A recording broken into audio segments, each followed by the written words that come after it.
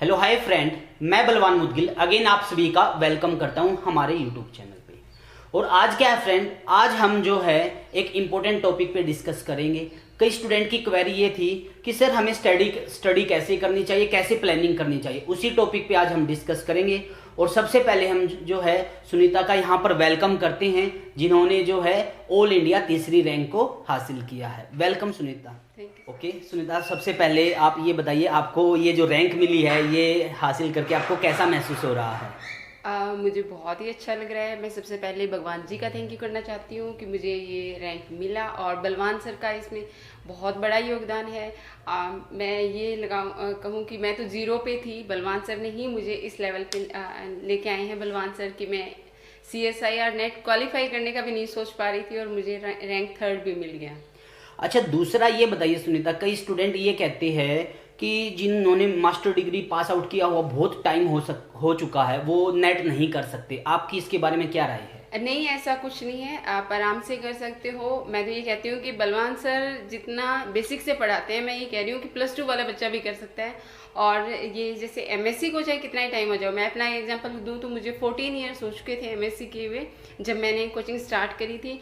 तो मैंने बिल्कुल बेसिक लेवल से स्टार्ट किया था, मुझे कुछ भी याद नहीं था पहले का, पर बहुत ही बेसिक से पढ़ाते हैं, आप आराम से क्वालिफाई कर सकते हो। अब मैं अपने लेवल पे कह सकती हूँ कि कोई भी कर सकता है नेट, अगर आपको बेसिक लेवल से अच्छा टीचर, बलवान सर जैसा अच्छा टीचर आपको पढ़ाने वाला मिले तो।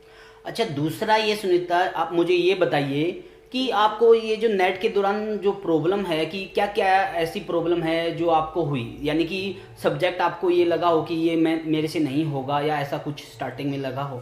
स्टार्टिंग में तो मेरे को ये बताऊँ तो सारी ही चीज़ें टफ लगी थी, बट जब बिल्कुल जीरो लेवल से मैंने स्टार्ट किया था और बिल्कुल बेसिक से सारी वीडियोस में आपका समझाया हुआ था, वीडियोस को देख के मुझे फिर डिफ़िकल्टी नहीं आई किसी भी लेवल पे।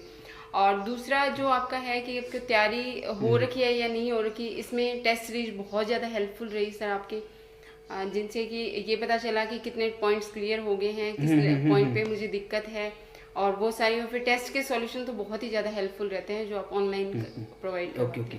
अच्छा, दूसरी बात ये कहूँगा बच्चों, सबसे अच्छी बात ये थी सुनीता की कि इन्होंने एक भी टेस्ट को मिस नहीं किया। अगर आप ये है कि आप क्लास करते हो कहीं पे भी और आप टेस्ट नहीं देते, तब आप क्या है, आपको ये नहीं पता चलेगा आपका क्या IQ लेवल है। तो सुनीता ये बताइए हमें, ये जो आप टेस्ट देते थे, इससे आप क्या इम्प्रूवमेंट मिली, आपको क्या लगा टेस्ट सीरीज से?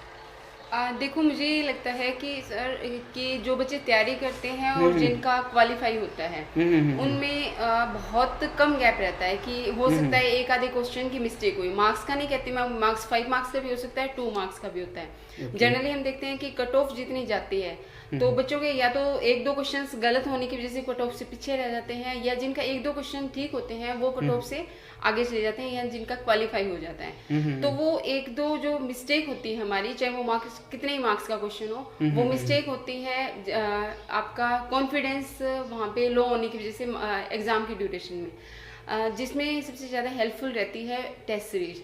टेस्ट सीरीज में जैसे आप बहुत ही ज़्यादा अनसीन क्वेश्चंस डालते हो, जिसे अनसीन क्वेश्चंस को टैकल करने की हमारी बहुत ज़्यादा प्रैक्टिस हो जाती है, और फिर हम वहाँ पे एकदम घबराते नहीं हैं। उन क्वेश्चंस को देख के हमें ये हैबिट हो जाती है कि इन क्वेश्चंस को टैकल कैसे करना है। तो टेस्ट सीरीज बहुत ज़्यादा हेल्पफुल रहती है, और वो 1-2 क्वेश्चंस का डिफरेंस होता है उसको हम कवर कर पाते हैं अकॉर्डिंग टू मी। और दूसरा सर, आपका जो पार्ट A की क्लासेज है वो बहुत ज़्यादा हेल्पफुल होती है। जो ये गैप कवर करना होता है कि कट ऑफ तक पहुंचना, कट ऑफ को क्रॉस करना, इस गैप में जो आपकी पार्ट A की क्लासेस होती है वो बहुत ज़्यादा हेल्पफुल होती है। मैंने जैसे स्टार्टिंग में 1-2 बार देखा कि पार्ट A को मैंने स्किप किया, मैंने खुद ने स्किप किया, जनरली वो बच्चे स्किप कर भी जाते हैं। तो लेकिन जब किया उस पार्ट ए में, मैंने काफ़ी सारे बच्चों के जैसे रिजल्ट्स जिन्होंने डाल रखे थे ऑनलाइन, उनका रिजल्ट देखा, तो पार्ट ए काफ़ी ज़्यादा हेल्पफुल रहा मेरे लिए कि ये रैंक कवर करने में, मेरे को रैंक, या जिनका पार्ट ए की वजह से टेस्ट भी क्लियर हुआ। अच्छा, दूसरी बात ये बताइए, कई स्टूडेंट ये कहते हैं कि ऑनलाइन कोचिंग का इतना बेनिफिट नहीं होता जितना ऑफलाइन का, यानी कि ऑनलाइन कोचिंग से हम नेट नहीं निकाल सकते। कई स्टूडेंट ये कहते हैं सर कि ऑनलाइन कोचिंग से कुछ नहीं होता, ऑनलाइन कोचिंग से नेट नहीं निकाला जा सकता। इसके बारे में आपकी क्या राय है? मेरा तो ये कहना है कि ऑफलाइन से ज़्यादा बेटर है ऑनलाइन। अब जैसे मैं फैमिली में हूँ, तो फैमिली के साथ आपको एक पर्टिकुलर एक टाइम शेड्यूल निकालना ऑफलाइन क्लासेस के लिए, या इतना टाइम निकालना 6 मंथ्स का पॉसिबल नहीं हो पाता। और इसमें ऑनलाइन में क्या होता है कि हम किसी भी टाइम, जब भी हमारे पास टाइम है, हम उस टाइम का यूटिलाइज कर सकते हैं। और दूसरा कि कई बार क्या होता है कि ऑफलाइन क्लासेस में हमारा एक सेकंड के लिए ध्यान डाइवर्ट हो जाता है, कोई टॉपिक, कोई मेन पॉइंट मिस हो जाता है। लेकिन ऑनलाइन क्लासेस में हमारे पास वो सारे मटेरियल अवेलेबल होता है, हम उसको 2-3 बार देख सकते हैं। जो टॉपिक हमारा वीक है उसको हम ज़्यादा स्ट्रॉन्ग भी कर सकते हैं इसकी हेल्प से। तो मेरा मानना ये है कि ऑफलाइन के कंपैरिजन में ऑनलाइन ज़्यादा बेटर है। ओके। और दूसरा आप ये बताइए सुनीता मुझे कि वो स्टूडेंट जो मास्टर अभी एमएससी कर रहे हैं, क्या उनके लिए ऑनलाइन कोचिंग बेटर है या नहीं है? या बहुत ज़्यादा हेल्पफुल रहेगी सर मेरे अकॉर्डिंग तो ऑनलाइन कोचिंग उनके लिए, क्योंकि वो अभी साथ साथ पढ़ रहे हैं, उनके कुछ पॉइंट्स क्लियर हैं, थोड़े बहुत जहाँ पे डाउट है वो ऑनलाइन क्लासेस के थ्रू अपनी एमएससी के ड्यूरेशन में जो एक्स्ट्रा टाइम उनको जितना भी मिल पाता है उसका बेस्ट यूटिलाइज करके वो आराम से साथ के साथ स्टडी के साथ साथ आराम से नेट निकाल सकते हैं। बिल्कुल सही बात कही फ्रेंड्स। सुनीता ने ये जो कहा है कि मास्टर डिग्री के दौरान नेट को प्रिपेयर करना बहुत अच्छी बात है। क्या होता है बच्चों कि नेट जब आप मास्टर डिग्री के दौरान स्टडी करते हो तो आपको क्या होगा कि आपके पास ज़्यादा टाइम है कि आप एमएससी कर रहे हो, साथ के साथ आप 1 टाइम 2 टाइम, अगर आप फॉर एग्जांपल आप 2 चांस ले लेते हो, 3 चांस ले लेते हो, तब भी आपको प्रॉब्लम नहीं है। यानी कि आप मास्टर डिग्री के दौरान तक आप अपना नेट निकाल सकते हो। यानी कि मेरा कहने का मतलब ये है कि वो स्टूडेंट जो master degree MSc first year में है उनको नेट की जो है तैयारी स्टार्ट कर देनी चाहिए, चाहे वो सेल्फ से करे या कोचिंग से करे या जैसे भी करते हैं उनको तैयारी करनी चाहिए।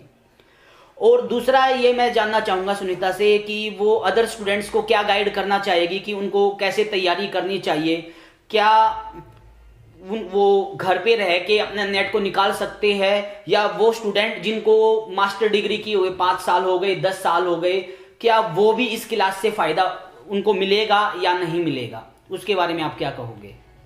मेरी तरफ से तो मैं यही सजेशन देना चाहती हूँ कि आप फॉलो करें बलवान सर को, जैसे ऐसे फॉलो करें जैसे कोई भी पेशेंट है वो डॉक्टर की प्रिस्क्रिप्शन को फॉलो करता है, कि आप इनकी हर एक लाइव क्लासेस अटेंड कीजिए, हर एक टेस्ट आराम से दीजिए, टेस्ट का सॉल्यूशन ज़रूर देखिए और उन मिस्टेक्स को नोट कीजिए जहाँ पे आपके क्वेश्चन गलत हुआ है, कि किस पॉइंट पे आपका क्वेश्चन गलत हुआ है। पार्ट ए को अच्छी तरीके से कीजिए, और पार्ट ए तो सभी के लिए सर ने यूट्यूब पे फ्री ऑफ कॉस्ट दे रखा है, सारी पीडीएफ प्रोवाइड की हुई है, वो बहुत हेल्पफुल रहेगा, not only for CSIR but also for UGC net.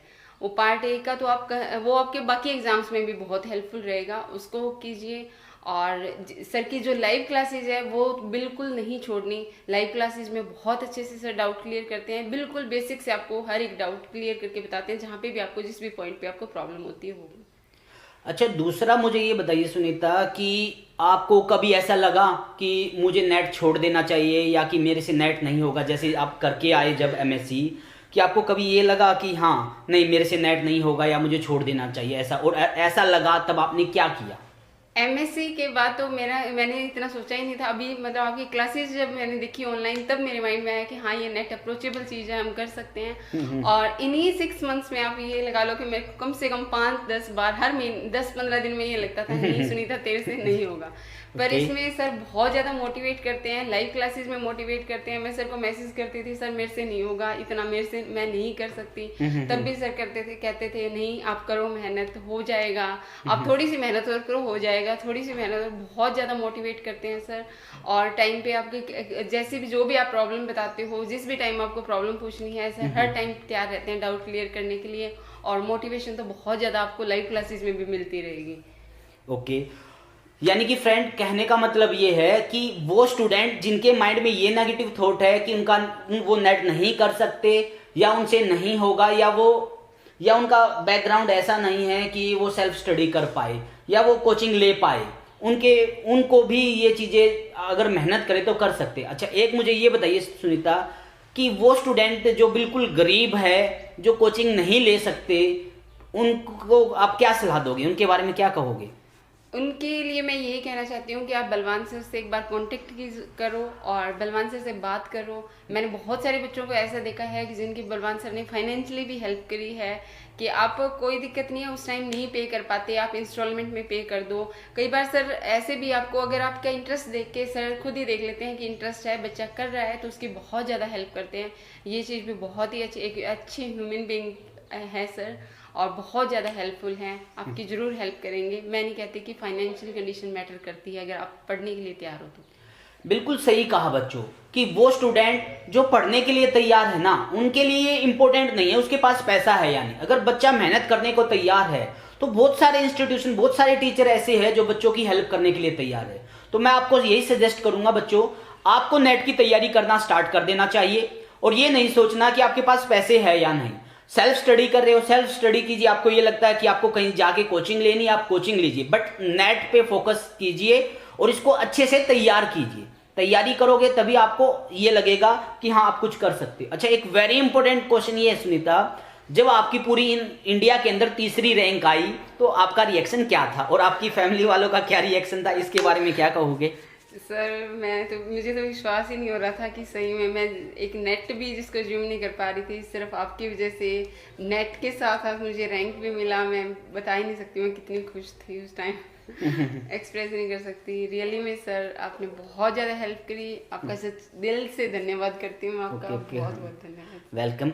अच्छा, दूसरी बात ये कहूँगा बच्चों कि हमारे लिए जो है कि नेट के साथ साथ तीसरी रैंक निकालना भी इनकी, मैं कहूँगा कि इनका ये हार्डवर्क, इनकी मेहनत और ये इनकी लगन थी कि इन्होंने इतना हार्डवर्क किया और कंटिन्यूटी रखी। अच्छा, कई बार आपका हो सकता है, कई बार ऐसा मोमेंट आया होगा कि आपको ये लगा हो कि मुझे तो अब इन बुक्स को रख देना चाहिए, कि हाँ मुझे तो इनको पार्सल बना के कहीं रख देना चाहिए, ऐसा कुछ हुआ? मैं रख चुकी हूँ ऑलरेडी। मैं कार्टून में पैक करके रख चुकी थी कि नहीं तेरे से नहीं होगा, जो पिछली बार नहीं हुआ, कुछ मार्क्स से रह गई, तो बस मेरे को ये लगा था कि इससे ज़्यादा मेहनत शायद मेरे से नहीं हो सकती ये चीज़ की उस लेवल को क्रॉस करना, बट हो गया। हाँ देखो बच्चों, क्या है कई बार है ना, हम इतने डिमोटिवेट हो जाते हैं, हमें ये लगता है कि हमसे नेट नहीं होगा या हम नहीं कर सकते। देखो बच्चों, हमें तैयारी नहीं छोड़नी। आपको ये लगे आपका 1 नंबर कम है, 2 नंबर कम है, 4 नंबर कम है, आपको तैयारी नहीं छोड़नी है, आपको मेहनत करनी है, हार्डवर्क करना, और हार्डवर्क अगर आप करोगे आपका नेट होगा। तो सबसे लास्ट में मैं आपसे यही पूछना चाहूँगा सुनीता कि सभी बच्चों को आप क्या राय देना चाहोगे, क्या कहना चाहोगे कि उनको नेट की तैयारी कैसे करनी चाहिए, और टेस्ट सीरीज के बारे में क्या कहोगे? जो हमारी जो टेस्ट सीरीज स्टार्ट होने वाली है अभी, उसके बारे में बच्चों को क्या कहोगे आप? मैं ये कहना चाहती हूँ कि कंटिन्यूटी मत छोड़ना। अगर आपको किसी भी पॉइंट पे प्रॉब्लम हो, आप डीमोरलाइज हो रहे हो, तो उसके लिए सर हैं आपको मोटिवेट करने के लिए, टाइम टू टाइम आपको मोटिवेट करते रहेंगे। और टेस्ट सीरीज तो बहुत ज़्यादा हेल्पफुल रहती है, एक आप कंटिन्यूटी के साथ साथ कि कौन सा टॉपिक कब कवर करना है। और सर इतनी ज़्यादा टेस्ट लेते हैं कि हर एक सिलेबस को 3-4 बार रिवाइज करवा देंगे, तो वो वाली प्रॉब्लम, ये प्रॉब्लम भी नहीं रहेगी कि हमारा सिलेबस पूरा होगा या नहीं होगा। बहुत इजीली आप कवर, बस टेस्ट मत छोड़ना, लाइव क्लासेस मत छोड़ना, टेस्ट के लाइव सॉल्यूशन देखना मत भूलना, और उनमें जो भी आपकी मिस्टेक हो उनको अच्छे से नोट करना। अच्छा, दूसरा ये फ्रेंड्स, मैं इनसे ये जानना चाहूँगा कि वो स्टूडेंट के बारे में जो ये कहते हैं सर सिर्फ नोट्सों को फॉलो करने से नेट नहीं निकाला जा सकता, या सिर्फ नोट्सों को फॉलो करके हम रैंक नहीं ले सकते, इसके बारे में आप क्या कहोगे? क्या विदाउट बुक्स को फॉलो किए, क्या सिर्फ ओनली नोट्सों से हम रैंक को हासिल या नेट को निकाल सकते हैं? मैंने सिर्फ बलवान सर के नोट्स फॉलो किए हैं, मैंने सही बताऊं तो कोई भी बुक फॉलो नहीं किया, सिर्फ और सिर्फ नोट्स, वीडियो, सिर्फ और सिर्फ बलवान सर को फॉलो किया है, इन्हीं के टेस्ट सीरीज को फॉलो किया है। इसके अलावा सच बताऊं तो मेरे पास एक भी बुक नहीं है, ना मैंने कोई बुक को फॉलो किया है। ओके, यानी कि करते हो तो ये मैटर नहीं करता कि आपने बुक फॉलो की है, यानी इम्पोर्टेंट ये है आप टेस्ट करते हो। मैं आपका फिर से धन्यवाद करता हूं और आपको कॉन्ग्रेचुलेसन बोलता हूं कि आपकी इंडिया के अंदर तीसरी रैंक आई है, और भगवान से विशेष करता हूं कि जो आप है आगे और लाइफ में सक्सेस हो, और आने वाला जो एग्जाम है HPSC का एग्जाम है आप उसको भी क्वालिफाई कर पाओ। ओके।